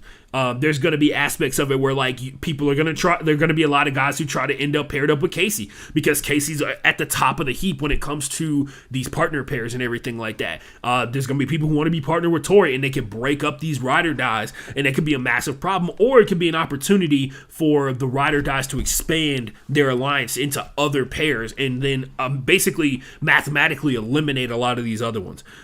Anyway, elimination happens. It's an elimination that is very clearly has a friendship aspect to it, and it's very fitting, and it's very much the production team doing the thing again.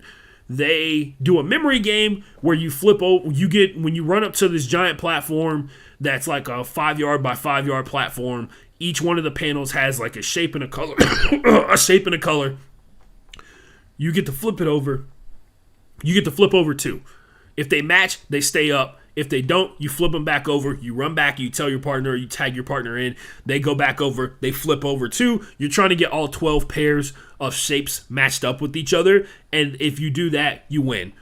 This is a lot easier when there are the people who have the higher vantage point, which is everybody who's not in elimination. They can see the platform like it's just on a piece of paper, whereas not necessarily, like if you're on the ground level, it's hard to like remember where certain things are at. And on top of that, communicating back and forth different locations because you don't have a clarified way to do it, because the clarified way to do it would be like, look, when I say left or right, it is in relation to the top left corner of where we are running from, kind of deal. So Olivia and Horatio are entered into their first elimination, and the entire cast helps them win and beat Turbo.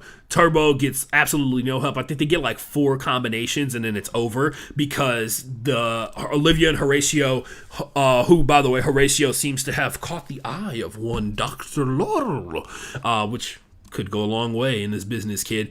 Anyway, especially considering Laurel has the massive advantage of having a partner who is gay and engaged, so she does not have to worry about like Jack ever being in a situation where he's like, oh, like with Raven and Johnny, where Raven's upset that Johnny's hanging out with somebody else, right? She's got that advantage to her heavily, and her partner is also very, very clever. So that is a big plus for me. But that being said, Turbo gets eliminated in like super embarrassing fashion because it's basically him versus the entire challenge. He references that in his elimination speech. Poor decisions were made in terms of like how they played the game because their type of game depended upon winning power immediately, which they did not within the first 2 episodes. So luckily for the rookies, somebody else took precedent because a lot of those times the plan of eliminating the rookies supersedes annoying vets. And that's how bad Turbo was when he was in the house. He became enemy number 1 almost instantaneously, and they went for him immediately. Now it begs the question of who's next. Back-to-back vet pairs have been eliminated, which begs the question of, are the outsiders winning? Are the outsiders winning this situation because they've now won this alliance? Now, to their credit, they've won back-to-back eliminations, whether they meant to on purpose or not, because they put their entire alliance was at risk in that last elimination. All 6, Horatio and Olivia, were at risk in that last situation. They won because people like Horatio and Olivia a lot more, but which is not surprising. Horatio has clearly endeared himself to multiple groups of people, and then Olivia also has been chatting up a lot of people, including Nelson, right? Well, Nelson's been trying to chat her up. Nelson's probably trying to do a lot of other up things to Olivia as well. But they have been really social. They've talked to a multitude of people. People have no reason other than what they did in the second challenge to be worried about them as people. They seem like they're really chill to live with, all that kind of stuff like that. The Outsider Alliance wins again, in my opinion, because another heavy hitter enters at the end of this one. TJ hasn't, by the way, just off the eliminations, I wrote this down. TJ hasn't been hinting at whether or not people are coming back next season. And I don't know if this is like among the challengers, this is a big contract year in terms of like, this is like everybody's last year of their contract or something like that. Or a bunch of these guys who are on here sign 1-year deals or 1-season deals because they're doing the ride or die thing. So they had to sign a bunch of new people who they didn't have under contract before at MTV. In case you didn't know, everybody has a contract for coming back on multiple seasons. Some of them get paid up front, and I'm assuming it's varying amounts based off of like their value to the show.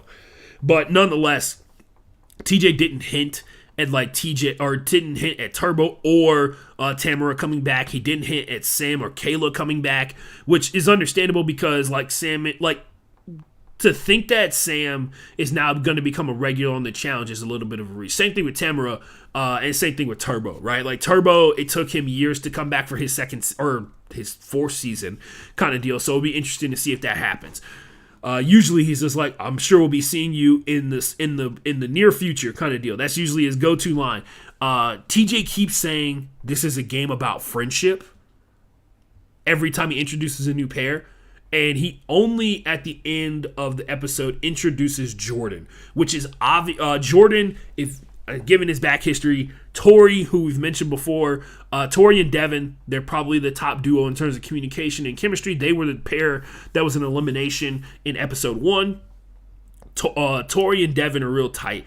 Tori initially entered the show in a relationship with a guy named Michael, who hasn't been showing up on the show consistently. I think he's only been on there like 2 seasons. He came back as like vendettas because Tori cheated on him with Jordan. in the hotel after the challenge was over with. They were in a relationship. They were engaged for like a year. They were engaged for an entire one of the challenge seasons. They break up after the season is over with, all that kind of stuff like that. Tori and she mentions it in episode 2. She hasn't seen Jordan in a year and a half, which is understandable when you break off an engagement with somebody. So, yeah, or like break up with somebody in general. You haven't seen him in a year and a half. You trying to make sure it becomes 2 years and 3 years and 4 years, right? Like, that's a real thing.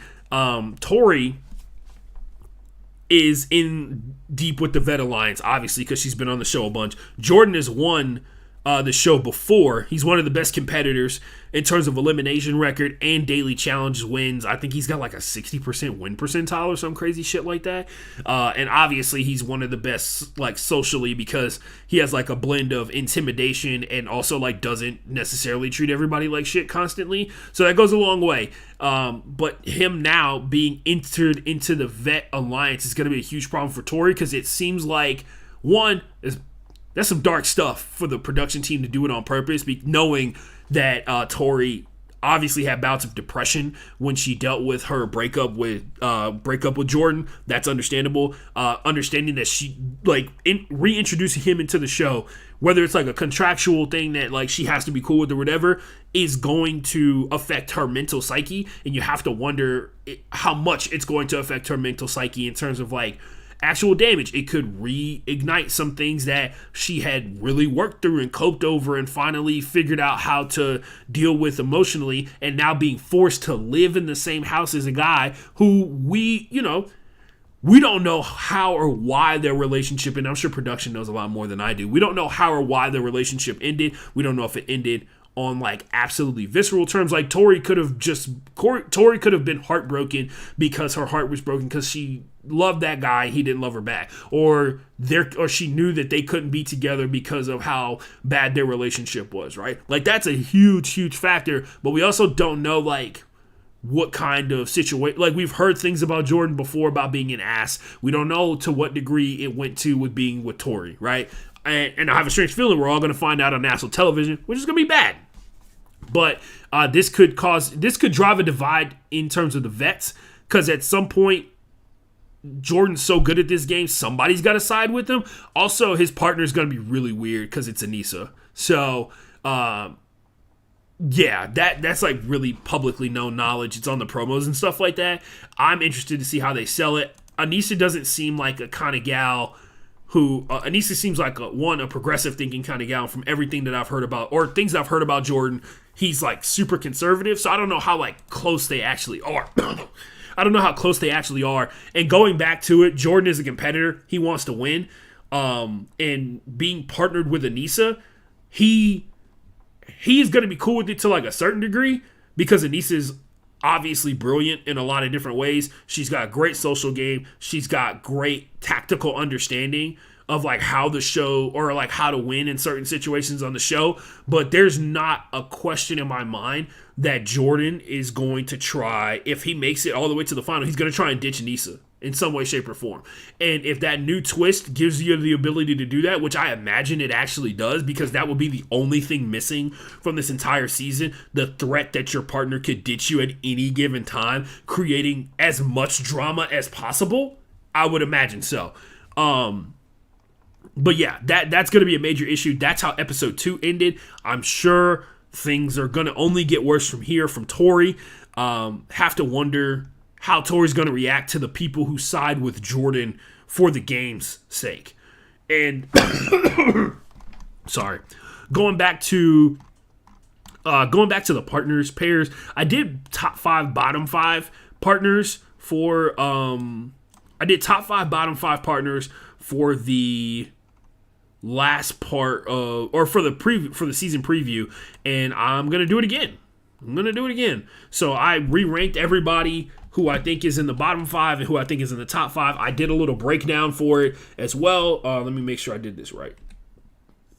And there we go. So this is the last 2 weeks bottom 2 or bottom 5. So I had Chauncey and Amber, who as of late seem like they have fallen under the radar because there's so many other dramatic twists and turns that are happening in the show. The vets are essentially going for another vet in Turbo because of how uncomfortable he makes everybody feel is like a huge deal, because usually that doesn't happen until like way later in the game overall, because they want to get rid of the rookies, because they don't know how the rookies are the only unknown quantity for the most part when it comes to a lot of this stuff. Nam and Emmy are eliminated because Emmy quit and it took Nam out. Jay and Michelle, Johnny and Ryan, who I suspected were going to become an alliance because of how powerful they could be if they work together. They are. Jay and Michelle is working with the rookies. Jay thinks that he's going to become the leader of an alliance group, and it seems like Johnny is the head honcho here because he's the only person that's done like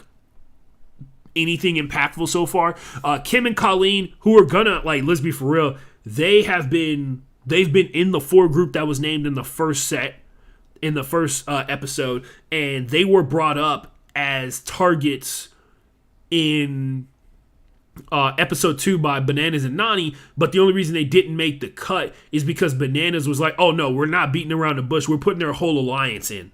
That was his whole thing, which is actually super smart, because if Kim and Colleen were there, it could have messed it up, and there's no telling like who they would have saved or whatever. But here's my new bottom 5, and I can explain it, I think, pretty thoroughly. But I was pretty spot on with the bottom 5 in terms of like threats overall. So here's my new bottom 5, and I'll explain it.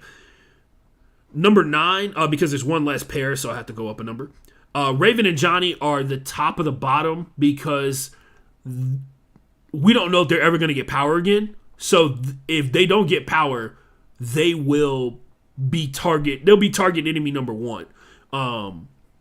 Jay and Michelle, same thing. Jay and Michelle more so because they haven't actually won anything. They're just associated with the guys who won the first round, and now they're going to get drugged down in this. Michelle was already talking about how she's trying to distance herself as much as possible. Jay and Michelle also, in terms of partnership, they've already communicated that they're bad with communication. Jay wants to go on the way of a disrupting alliance. Michelle is, because Jay's basically been targeted as soon as he gets in the house every single season he's been on, whereas Michelle has been kind of able to float around a little bit, even though they just made up a lie to get Michelle eliminated the last time she was on the show.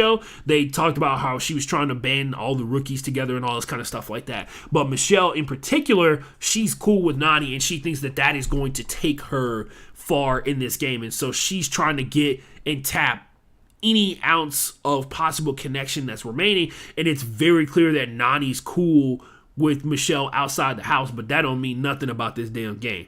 Annalise and Tommy, I think, are at the top of the list. They have not performed well in the first 2 challenges, and because they have not been talked about other than everybody like crowd surfing Tommy, which I don't know if that's like a small short guy kind of thing, but Tommy's being real cool about it because he's a cool guy. I like Tommy and Annalise a lot. They do not look like they've performed very well. Doesn't look like they've made any type of alliance. They may be in the Big Brother alliance for all I know, and because their season was won before Fessie's and Casey's, so they legit may be in the Big Brother alliance and we just don't even know about it. But as of now, they've not shown themselves to be like a real threat in terms of like winning a challenge, even though there's only been 2. There's definitely plenty of room to go out there and make something happen.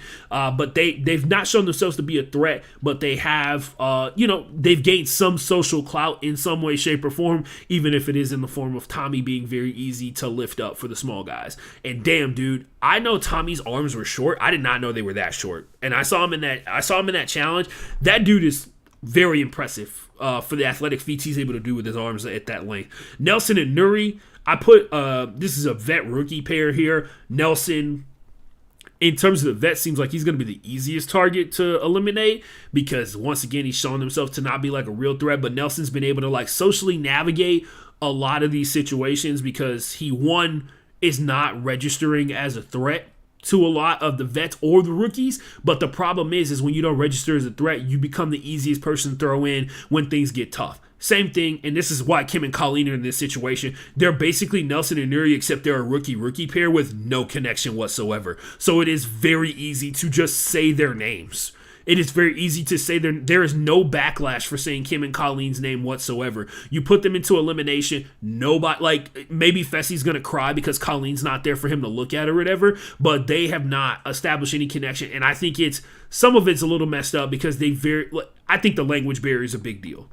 And that is my biggest problem because it's really hard for me to sit here and kind of like shit on them about what they've done so far. But, like, I don't know, man. Like, unless they pick it up athletically pretty soon, because it seems like the only way they can either survive is constantly just being being such a non-threat that they're on nobody's radar whatsoever. That's the only way that they can get further in this game until they can figure out a way how to win one of these challenges. They have to be a team that just, oh man, they have to be a team where like they just click one day. And that could happen. That could very much, that's how Johnny and Raven got their first win. So that's a big part of it. We'll see what happens. But moving on from the bottom 5, let's talk about the top 5 as soon as I copy and paste the new top 5 that I have. I have some details that I had about each one of them too. So we can talk about it real quick. Talk about it real quick. 5? Is it 4? Is it 4? Yeah, there we go. Old top 5. So I had Tori and Devin because they were they even had a moment where when Johnny and Raven were in power, they're like, you're like the king and the queen of the vets, and it's because they're the most experienced and they're the best of the vets. They both just came off a season where they went to the final. Casey and Kenny, that was prior to knowing that they were going to be eliminated via COVID. They did come back. Tori and Devin went into elimination in episode 1. Casey and Kenny get eliminated medically temporarily. Laurel and Jack have not done anything in the challenges so far. They have done one thing. Jack has the MVP for best wipeout from episode 2. Kayla and Sam eliminated. They were my top 5. And then Turbo and Tamara eliminated. So not doing real great at picking the top 5 off the jump, but you know, your boy's working on a little bit. We got a new top 5, new opportunity to make things happen. New top 5. You tell me how it works out. So we got Bananas and Nani. Bananas and Nani obviously walk into the building. They come in. First episode, first challenge, they win it. They establish, and even if they only win this one thing for the rest of the season, in people's minds, it establishes, oh, that's how good these guys are. They're fresh off the plane. They're fresh off of unpacking their shit in the house, and they already got a dub. They already got power, and we saw what they were going for. Some people got to be feeling pretty safe because Bananas and Nani are going to go with the typical game plan of attacking the rookies, trying to get as many people who are a threat to get them eliminated as possible. They're not going for easy layup eliminations until later on in the game because they have a good understanding of how this thing works. You don't need to eliminate people who aren't a threat to beating you, and the longer you keep those people around, when they do win, or if they do win in freak incidents, you're the last person that they're going to come for. They're going to come for the other people who are dumb enough to go for the weakest players in the game.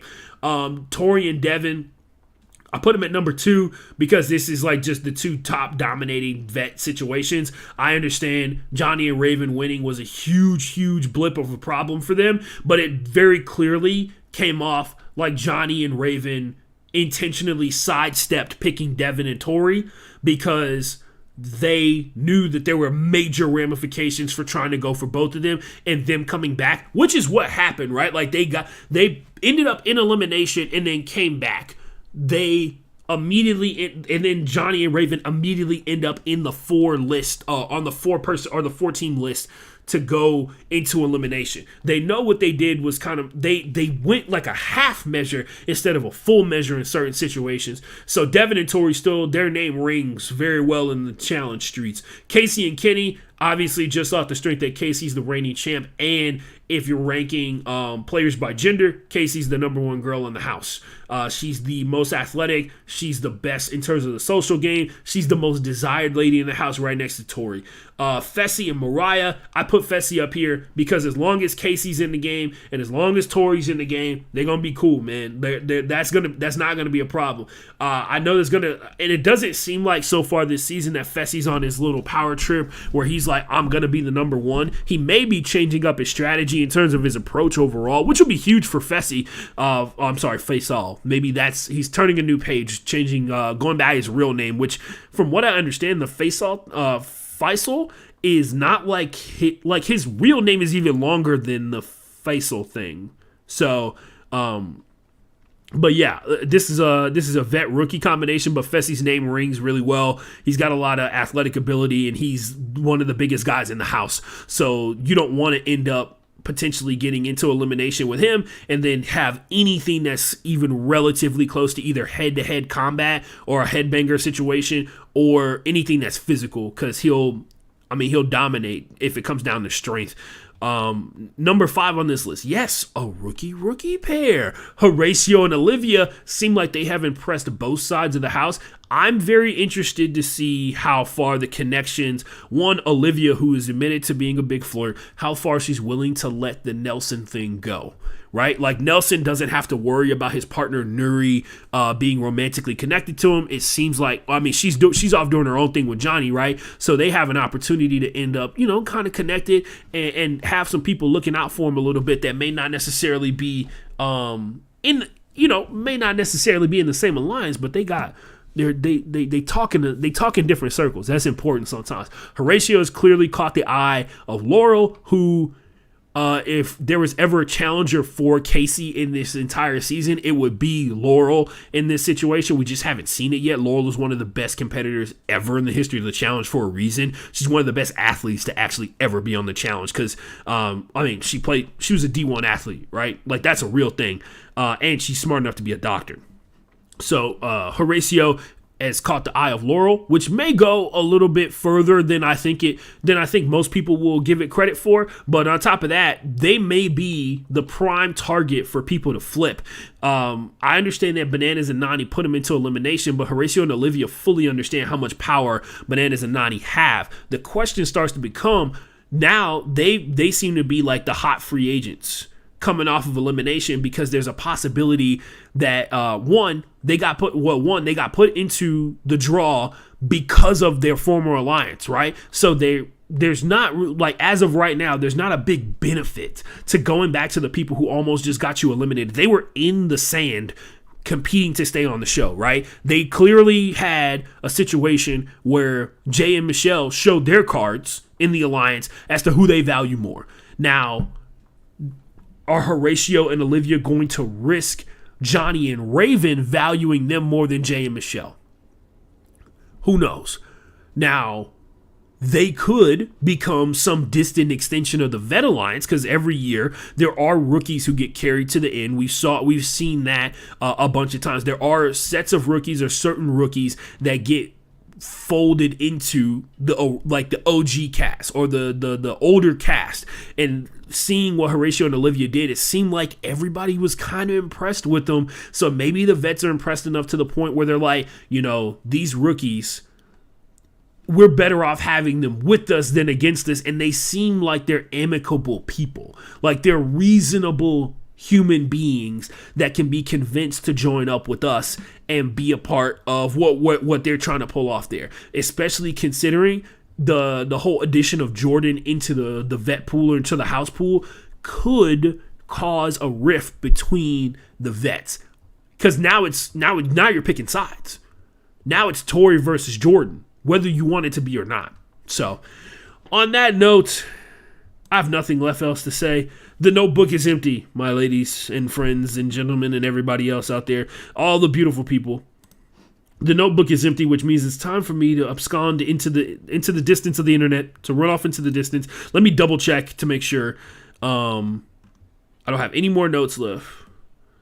Other than both my bottom 5 and my top 5 showed a deep understanding of the show.